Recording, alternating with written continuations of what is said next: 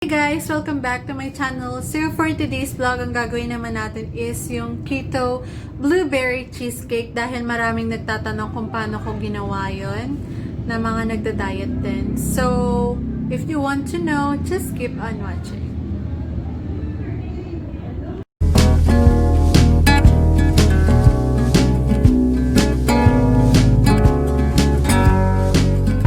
Ayan, ipapakita ko sa inyo yung mga kailangan natin gamitin, guys. First is the hand mixer, or if kaya nyong haluin lang ng haluin, go for it. No need to buy na para mas makatipid kayo. And ang weighing scale, ayan, need natin yan para masukat natin ang ayos.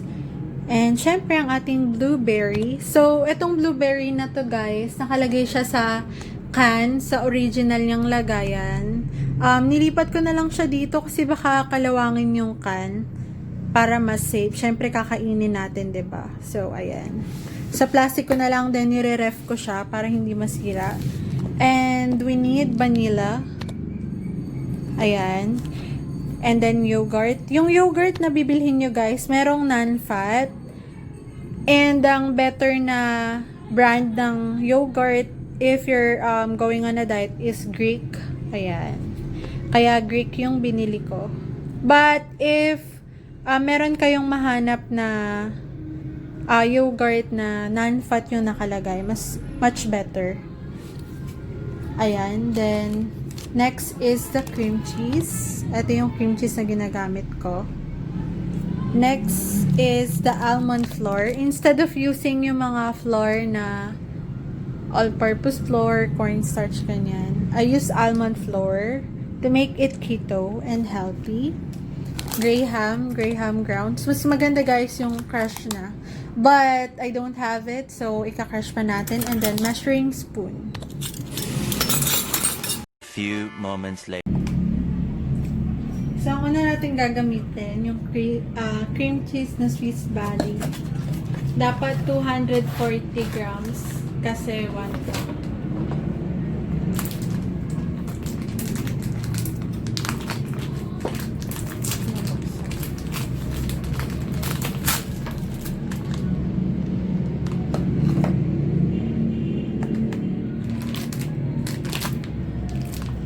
Ito 240 na.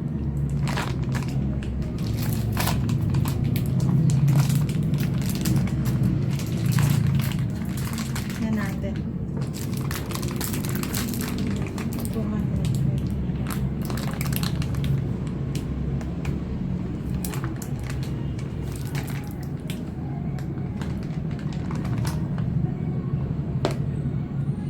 90. 240.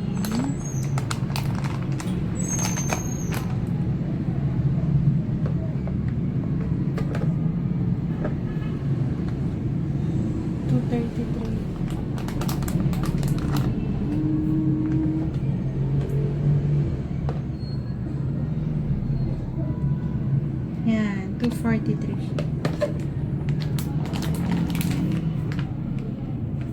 May ano kasi, 243. Tapos babalikan natin.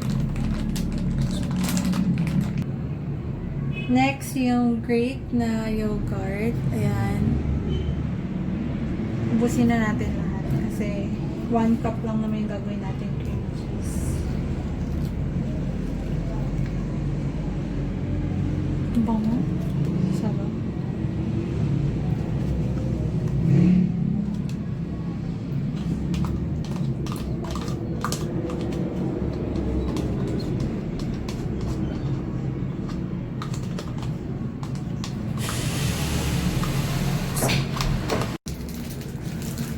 Next is the almond flour. Ayan. 2 tablespoons.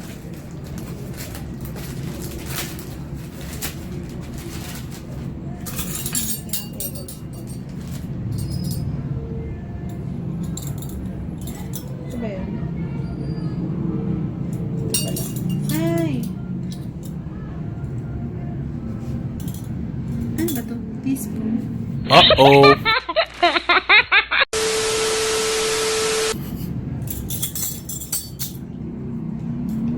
2 teaspoon ng almond flour.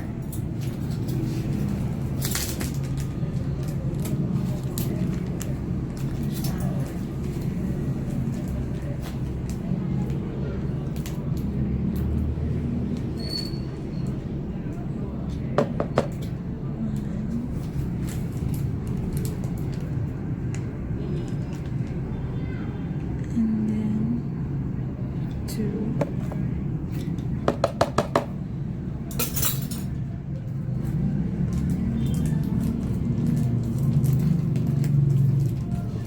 And the next is the vanilla.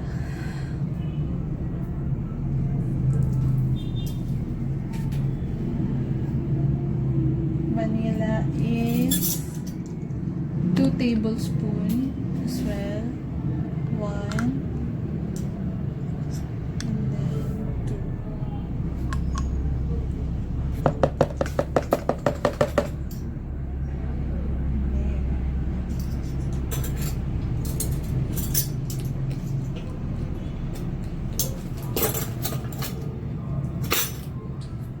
Right after that, pag nalagay na natin yung mga ingredients, imi-mixer na natin.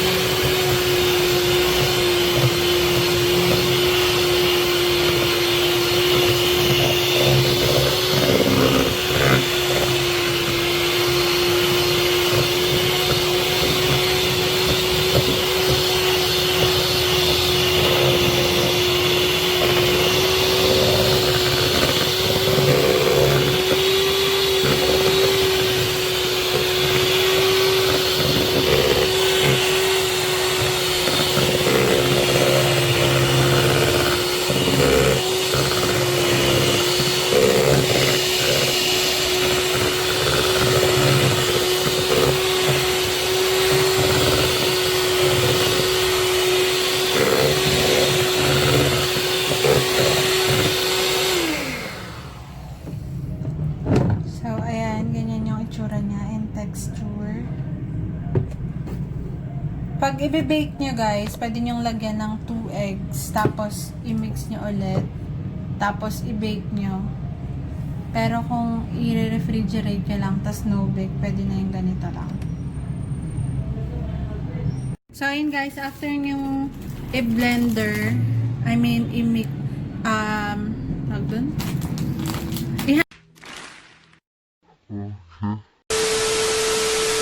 Hand mixer, ayun, hand mixer. Lagay nyo na yung crush graham nyo para maging crust. Ayan.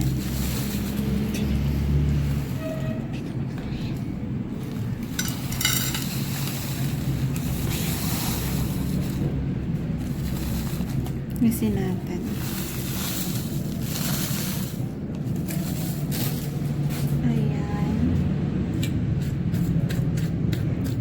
Tapos ikalat nyo na lang.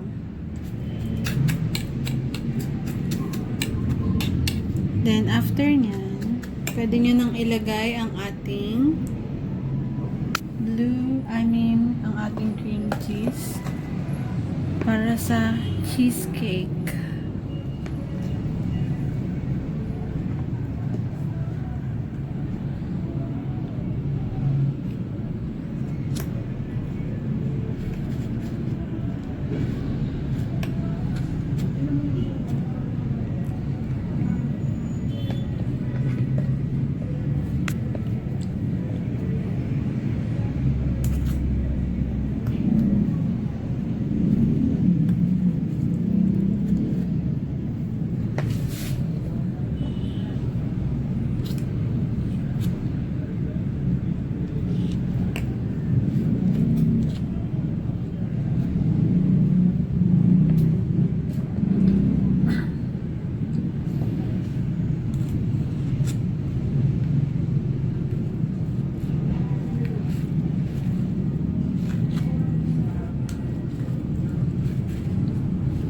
Ayan, dumidikit.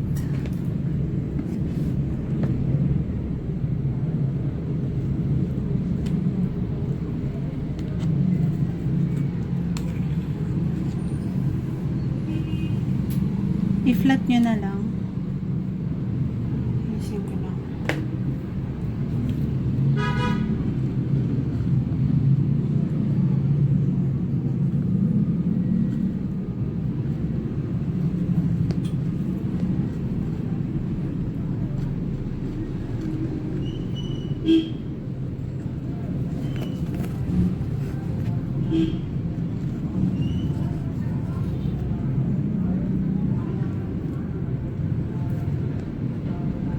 Pantayin nyo yung surface kasi lalagyan nyo pa ng blueberry.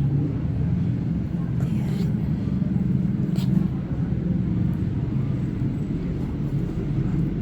Ayan. Then, ang last na step is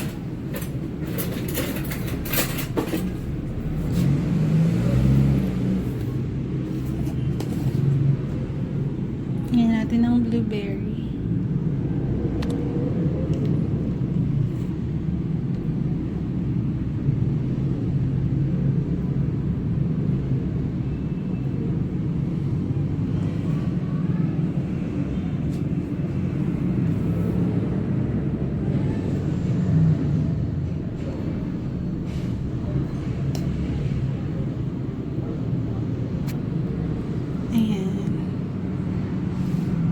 Then, ayun na guys. So, after nyo lagyan ng blueberry, pwede nyo na siyang ilagay sa ref. And then, ready to eat na.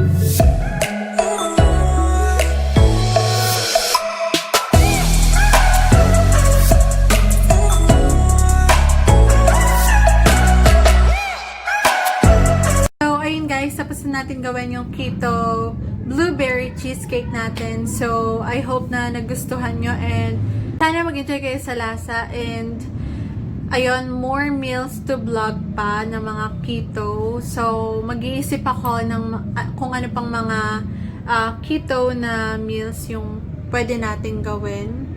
Ayan, for diet. Syempre. So, if you do have suggestions, don't forget to comment it below para magawa natin and mapakita ko sa mga kasama natin mga nagda-diet. Go dolls, kaya natin. Ayan, diet lang ng diet. So, ayun lang guys. So, don't forget to subscribe and click the notification bell below so that you will be notified on my next video, and don't forget to like this video.